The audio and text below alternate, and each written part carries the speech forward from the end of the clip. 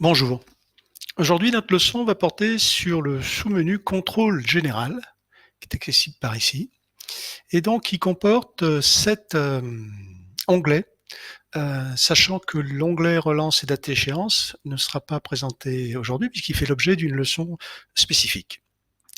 Donc si on commence par l'onglet contrôle des contrats non facturés, l'intérêt en fait c'est d'éviter de clôturer ou de renouveler des contrats qui ne sont pas entièrement facturés, hein.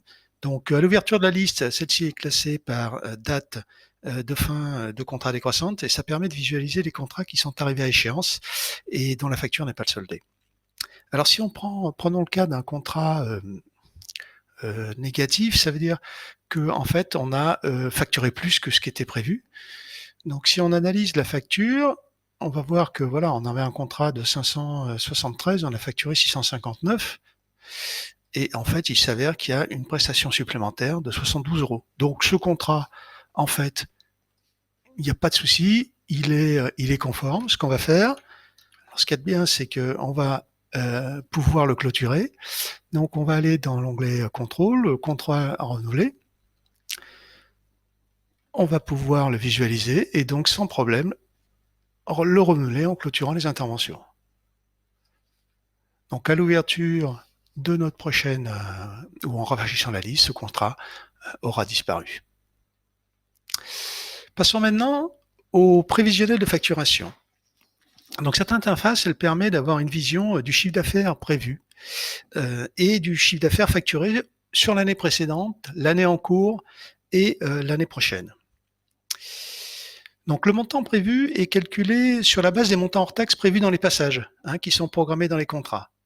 Alors l'intérêt de cette interface, c'est bien évidemment de pouvoir mieux analyser son activité présente en la comparant avec celle de l'année passée, et puis de prévoir naturellement son activité future en pouvant analyser son carnet de commandes.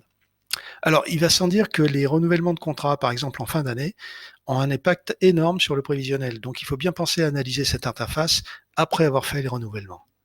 À noter également que l'ouverture de cette interface peut être relativement long, plus d'une minute. Passons maintenant au l'onglet clients et litiges, qui permet d'accéder en fait aux fiches des clients en litige pour soit mettre fin au litige parce qu'on a reçu un paiement, soit carrément désactiver le client parce que de toute façon il est insolvable ou il a déposé le bilan. L'onglet donc des clients en retard de paiement, il présente donc les clients ou les syndics qui ont des factures non soldées et qui ont dépassé la date d'échéance. Donc le montant du reste à payer qui est ici correspond donc en fait à la somme des factures qui n'ont pas été encore réglées, mais pas forcément au solde du compte. On peut très bien avoir des avoirs qui ne sont pas encore enregistrés ou adossés à des factures. Passons maintenant à l'onglet des produits constatés d'avance. Donc le produit constaté d'avance, en fait, ça représente la différence entre le montant facturé et le montant produit ou mérité. Si on prend par exemple ce cas, on va s'apercevoir qu'en fait on a un contrat donc de 1924, on a facturé déjà la totalité alors que il nous reste encore une intervention. Donc sur la première intervention, on voit bien qu'on a facturé ces 1924, qu'on a produit que 962 et il nous reste à produire encore 962. Donc, à l'heure actuelle, ce différentiel entre la facture et le montant produit nous fait avoir un produit constaté d'avance de 962 euros. Sur cette intervention qui est, elle, ce contrat qui est facturé à l'intervention, donc là, on va s'apercevoir qu'on a fait deux factures qui correspondent en fait aux deux premières interventions et que, en fait, dans ces interventions, on produit le montant facturé. Donc, il n'y a aucun produit constaté d'avance puisque sur les prochaines interventions, nous facturerons le produit de nos interventions. Alors, un dernier onglet, un onglet qui permet d'analyser la rentabilité des contrats et même, je dirais, des équipes. Donc, prenons l'exemple de ce contrat.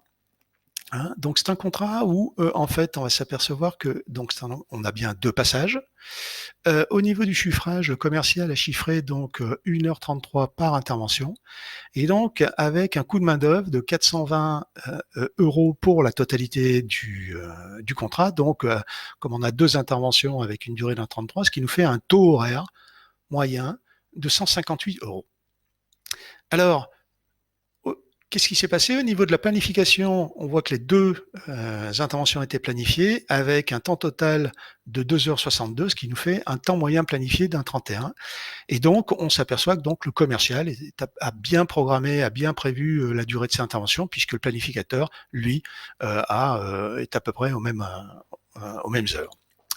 Et puis derrière, donc, on a une intervention qui a été réalisée et le technicien a mis 1 h 08 pour réaliser son intervention. Donc, il est allé beaucoup plus vite, enfin plus vite que ce qui était prévu. Donc, il a été relativement performant, ce qui fait que donc le taux horaire réel sur l'intervention est supérieur à celui qui était prévu. Donc, on a une rentabilité sur cette intervention et sur le contrat.